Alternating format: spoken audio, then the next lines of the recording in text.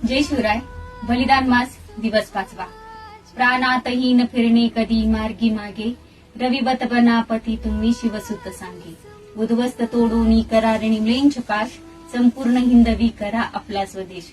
या श्लोकाचा अर्थ, ज्याप्रमाणे छत्रपती संभाजी महाराज देव, देश आणि धर्माचे रक्षण करण्यासाठी बलिदानार्थ मरण समोर असताना सुद्धा जराही मागे हटले नाही, त्याप्रमाणे आपण आपल्या कोणताही कार्य जराही मागे न हटता ते पूर्ण करायचं. जसा सूर्य उगवायचा थांबत नाही, तो त्याच्या नित्य नियमाने उगवतो आणि मावळतो.